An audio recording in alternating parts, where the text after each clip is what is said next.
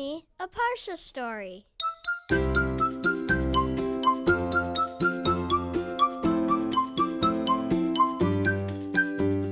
Welcome to Parsha House. Meet Racheli.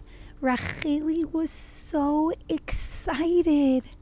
There was a circus coming to her town. To Houston, Texas. Signs were posted everywhere announcing the arrival of the greatest circus in the world. This circus, known as the Kindness Circus, was famous for being very kind to its animals that were in the circus and to teaching really good lessons as part of their acts.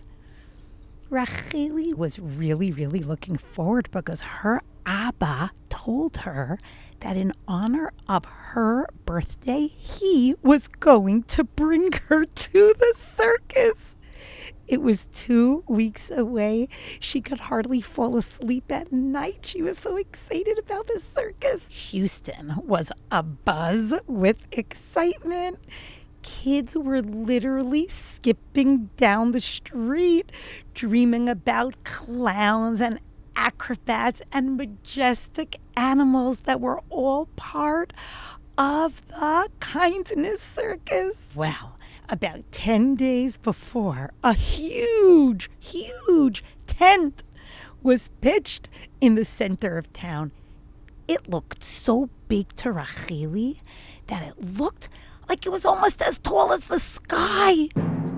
All of the kids in town were so excited. They were wondering what was going to be up next. And the next day, bleachers were set up. And everybody was getting more and more excited. Racheli was really looking forward to this special outing with her Abba. And everyone in town continued to watch as the circus was set up. And finally, the big day arrived. Racheli and her Abba joined the big crowd waiting online. And as they waited online to get in, the air was just filled with such happiness and with music and laughter and the sweet smell of popcorn. As it was their turn to finally enter the tent, they were overwhelmed with joy when they watched the acrobats flipping through the air, practicing their act, and the clown juggling 3 balls, smiling at everybody. They sat down in their seat, and they were ready for the show. The act that Racheli was most excited about, she knew was going to be the last act of the show. It was going to be the Max act. Max was the elephant that was trained to do amazing tricks at the circus. Ooh. First act begins. And that clown that Racheli had seen on the way in walked out on stilts. So the clown looked very tall. And the clown was juggling baseball bats and balls at the same time. And everybody in the crowd was clapping and clapping.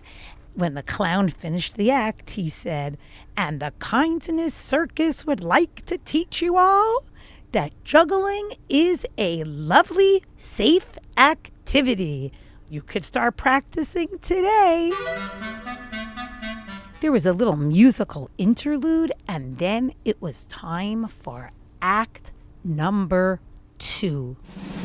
It was the tightrope walker, but not any regular tightrope walker. This tightrope walker was eating sushi while she walked across the tightrope. And after she finished eating all the sushi and the crowd was clapping, applauding for her. She did 3 somersaults and landed right back on the tightrope. Wow! As she walked off the tightrope, a big sign flashed. The Kindness Circus would like to teach you a message. Work hard and practice, and one day you too will be able to accomplish great things like walking across the tightrope. And then the moment that Racheli was waiting for finally came. The trainer walks out first to the center of the circle, and following him is Max. Max is the biggest elephant that anyone in that audience had ever seen. Max was larger than a truck, and Max the elephant waves with his trunk to all the people in the audience, and the audience is going wild. So cute, Max is waving to us. And then Max stepped onto a unicycle and started riding on one wheel around and around and around and around the ring. Then Max steps off of the unicycle. Everybody applauds, and the trainer points to a little girl who was wearing a red t-shirt. And the trainer said, "Max, is that girl's t-shirt red?" And Max, the elephant, nods his head up and down, saying yes. And then the trainer points to a little boy who is wearing a Yankee baseball hat. The trainer looked at Max and said to the elephant, "Is that young man a Mets fan?" And the elephant nodded from side to side. "No." Wow, what a brilliantly trained elephant. The crowd was so happy, laughing and cheering with joy. And then the trainer said, "And now for Max's final trick." And the trainer pulls out a large easel and a few buckets of paint and a bucket of water. And the elephant scoops up a large paintbrush with his trunk, dips the paintbrush in the first color of paint, which is brown, and paints the trunk of a tree. And then Max the elephant takes his paintbrush, dips it in the water, cleans off the brush, and dips it in the green paint, and goes to the top and starts painting the top of a tree and branches. Everybody in the audience's eyes were ready to pop out of their head. They were so excited. Wow. And then Max puts his trunk back in the water bucket, looked out at the audience, and did a little twirl facing all the different people in the audience and sprayed the water toward them. After that, Max stood on his hind legs and clapped with his front legs. Racheli was completely blown away. She said, Abba, can we go speak to that trainer? Can we find out how he trained Max to be able to do all of these different things?" And Racheli's Abba said, "Sure." And so after the show, they walked backstage and looked for Max and his trainer. And they found the trainer. The trainer's name was Victor. "Hi, Victor. This is my daughter, Racheli. She has a few questions she'd like to ask you." "Hi," Racheli said. "I have so many questions. I'm wondering, what do you feed your elephant? Are there special foods that you feed him to help him develop brain cells, or just to be really healthy and to make it easier for him to do these tricks?" "Oh, Max is on a very strict diet, very, very healthful, branches and leaves and fruit of all different types." "Oh," Racheli said, "that's very interesting. How many hours a day do you and Max spend training?" Well, we spend about 6 hours a day training, and it makes Max very happy because it keeps Max stimulated. And in between, Max walks around in this area to get daily exercise with me. And we have some other elephants here because we're the kindness circus. So we want Max to have a really comfortable day amidst his hard work. Suddenly, Racheli looked down and said, excuse me, Victor, I have a question. I noticed something. I see that Max is like bigger than a truck, but I also noticed that the only thing that's keeping Max here or from running away is a loose rope around his foot that's attached to the peg in the ground. Max is the smartest elephant I've ever met. How is it that peg with the rope around his foot is enough to keep him from escape? Victor looked at Racheli and said, Racheli, Max was born in captivity. So since he was a baby, he was used to having a loose rope around his leg so that he would never run away. He doesn't know any other way. He's trained to do a lot of cool tricks. But in his mind, it's out of range for him.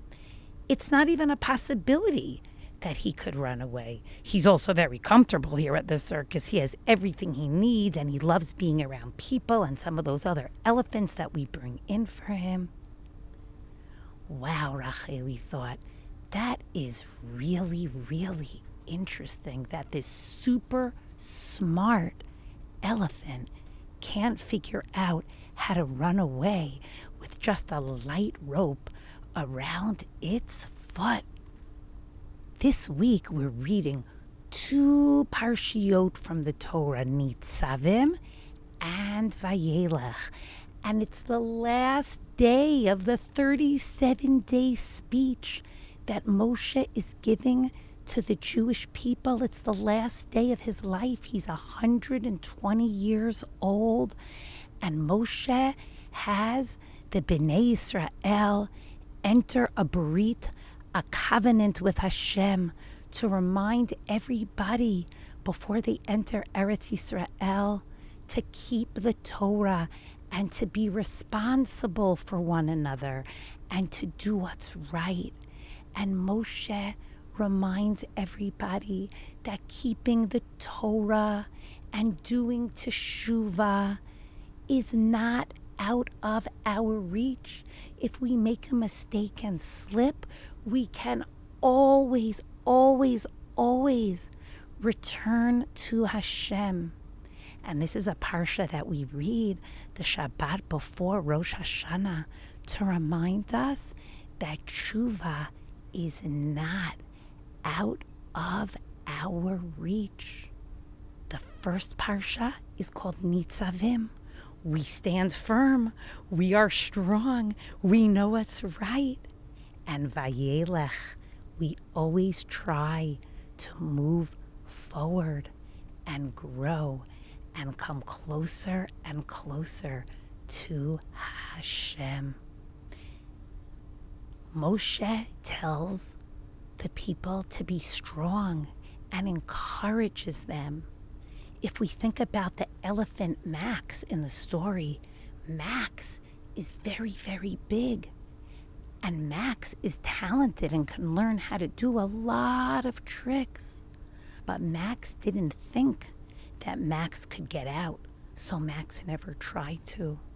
But the message of these 2 parshiot for us is we can move forward. We can change. We can grow. We can always come back to Hashem. And the message of Chazak ve'amatz, be strong, is a message that we should carry with us as we approach Rosh Hashanah and a new year. We can move forward. We can be strong. Moshe encourages us as he says goodbye to us that we can do it. I hope that our efforts to move forward to be united and to grow will serve as a zechut for our brothers and sisters in Israel and for Am Yisrael all over the world. Shabbat Shalom and Shana Tova.